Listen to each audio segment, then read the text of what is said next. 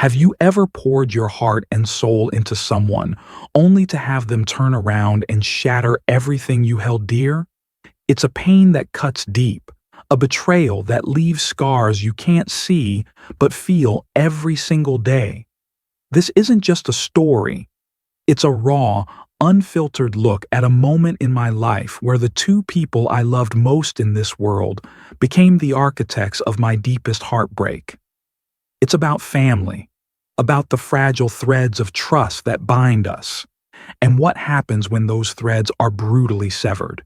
We all have our vulnerabilities, those soft spots where life can hit hardest.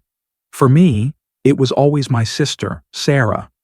We shared a childhood, secrets whispered in the dark, and a bond I genuinely believed was unbreakable.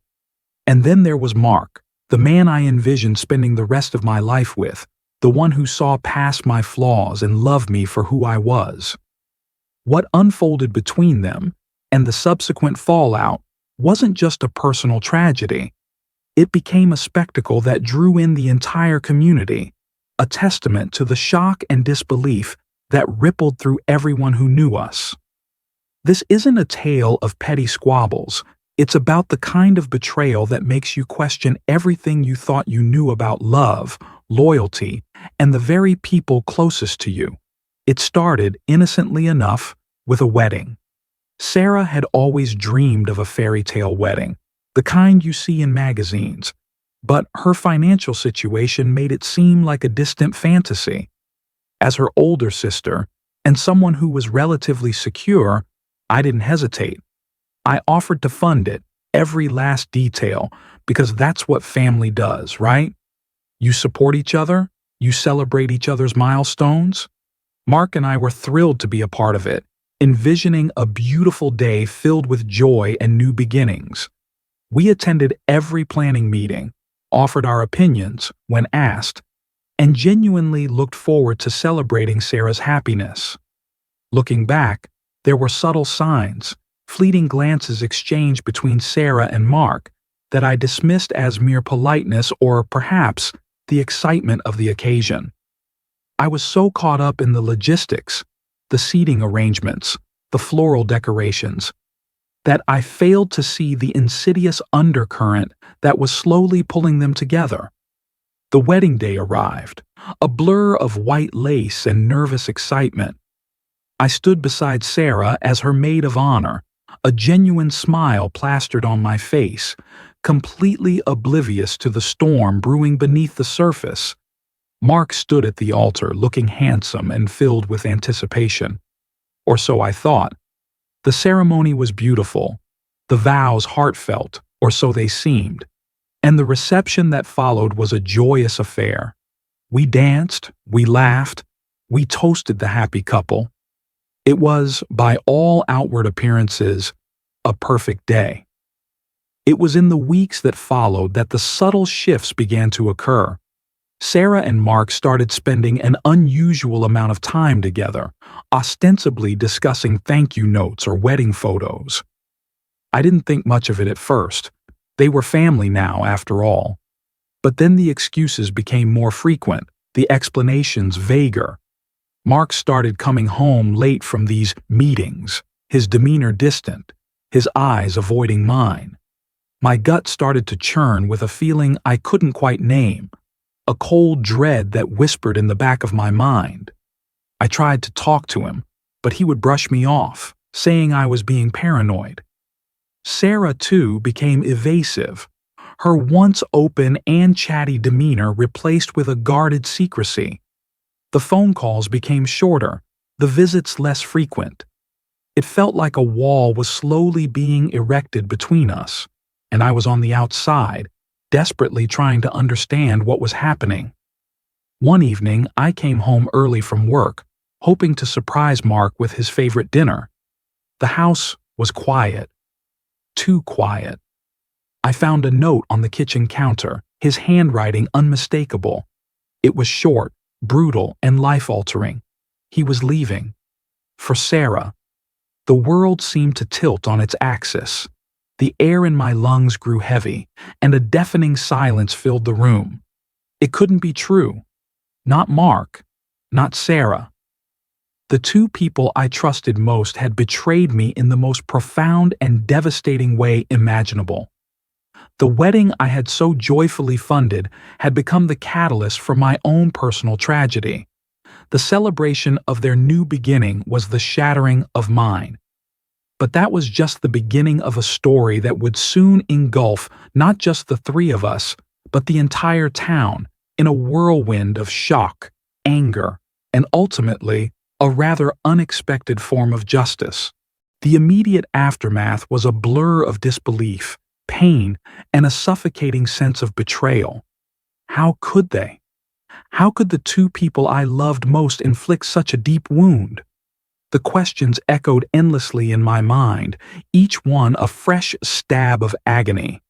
Sleep offered no escape, only a relentless replay of stolen glances and hushed conversations that now took on a sinister, new meaning. Eating became a chore, the simplest tasks felt monumental. I retreated into myself, a wounded animal licking its wounds, unable to comprehend the enormity of what had happened. Friends reached out, their voices filled with concern, but I couldn't bring myself to talk. How could I articulate the sheer devastation of having my heart broken by my own sister and the man I thought was my future? The silence in my house was deafening, punctuated only by the occasional tear that escaped despite my efforts to remain stoic.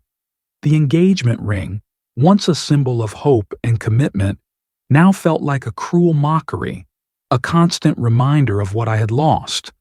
I couldn't bear to look at it, and eventually I tucked it away in a drawer, a tangible representation of a shattered dream. Meanwhile, the whispers had begun. In a small town, news travels fast, and the scandalous nature of Sarah and Mark's betrayal ignited a firestorm of gossip. At first I was oblivious, lost in my own private hell. But then the concerned glances started, the awkward silences when I entered a room, the hushed tones that ceased abruptly as I approached. It became clear that everyone knew. And as the details of their affair emerged, the secret meetings, the clandestine phone calls, the blatant disregard for my feelings, the initial shock began to morph into something else: anger. Not just at Sarah and Mark, but at myself for being so blind, so trusting. How could I have missed the signs? Were they so adept at deception, or was I simply too naive to see the truth staring me in the face? As the days turned into weeks, the support from the community began to solidify. Friends rallied around me, offering comfort, a listening ear, and practical help. Even people I barely knew offered words of sympathy and outrage at Sarah and Mark's behavior.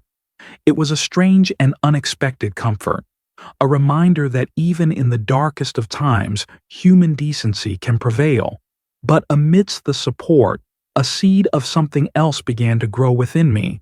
It wasn't just anger, it was a burning desire for justice. Not necessarily in a legal sense, but a deep-seated need for them to understand the magnitude of their actions, the profound hurt they had inflicted. I started to think about what I had sacrificed for Sarah's wedding: the time, the money, the emotional investment.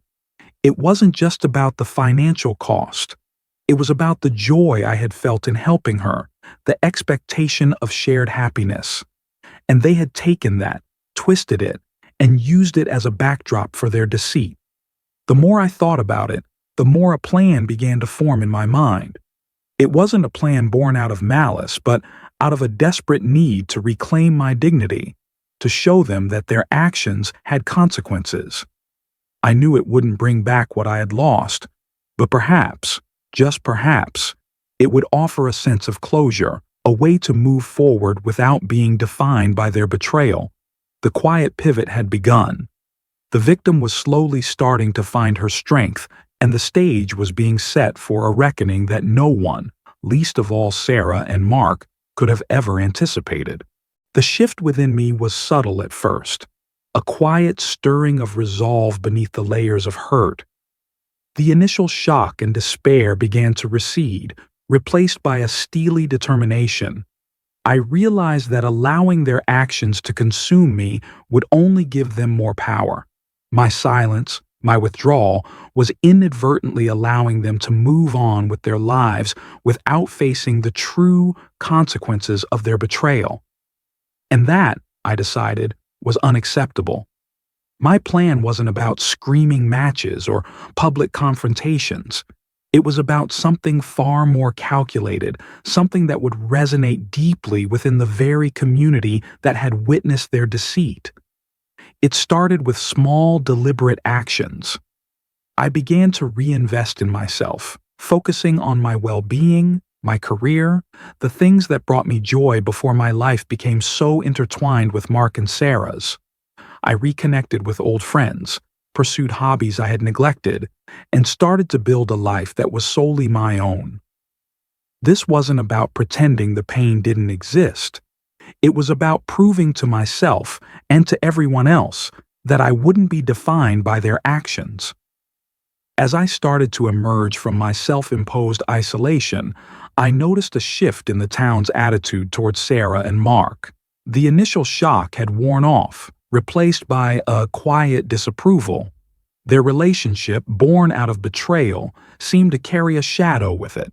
There were whispers, averted gazes, and a palpable coolness whenever they were seen together. It was as if the community itself felt a sense of collective outrage on my behalf. This unspoken support fueled my resolve. I realized I wasn't alone in feeling the injustice of it all. My revenge, if you could even call it that, wasn't about inflicting pain. It was about reclaiming what they had tried to take from me, my dignity and my standing in the community. I started to subtly share my story with those I trusted, not in a vindictive way, but with a quiet honesty that resonated deeply. I spoke about the pain of the betrayal, the confusion, the struggle to understand how two people I loved could inflict such hurt. And as I shared my truth, the town began to rally around me in unexpected ways. Friends organized gatherings, local businesses offered their support, and even casual acquaintances offered words of encouragement. Sarah and Mark, on the other hand, found themselves increasingly isolated. The initial excitement of their illicit romance seemed to have faded, replaced by the cold reality of their actions. The community, once welcoming, now seemed to hold them at arm's length. The very wedding that I had so generously funded became a constant reminder of their betrayal, a symbol of the broken trust. It was a form of justice I hadn't anticipated, a consequence of their actions that rippled far beyond the three of us. It wasn't a dramatic confrontation or a vengeful act that united the town against them. It was the quiet, unwavering support for the wronged party, a collective acknowledgement of the profound injustice that had occurred. And in the midst of this unexpected solidarity, I found a strength I never knew I possessed. I learned that while betrayal can wound deeply, it can also reveal the true character of those around you. I discovered the resilience of my own spirit, the ability to rise above heartbreak and rebuild a life that was stronger and more authentic than before. The scorching revenge wasn't something I actively sought. It was a natural consequence of their actions and the unwavering support of a community that valued loyalty and decency. And in the end, it wasn't about making them suffer. It was about reclaiming my own narrative and finding peace in the aftermath of their storm. Sometimes, what breaks us truly does reshape us, forging a strength we never knew we had. And in the quiet solidarity of a community standing beside you, you realize that even in the darkest of betrayals, the light of human decency can ultimately prevail. If you've ever experienced a similar betrayal, know that you're not alone. Share your story in the comments below. Your experiences can offer strength and solace to others. And if this story resonated with you, Please like this video and subscribe for more stories of resilience and the unexpected turns life can take. Remember, no matter what you've been through, your story is far from over. There is strength in vulnerability, and healing is always possible.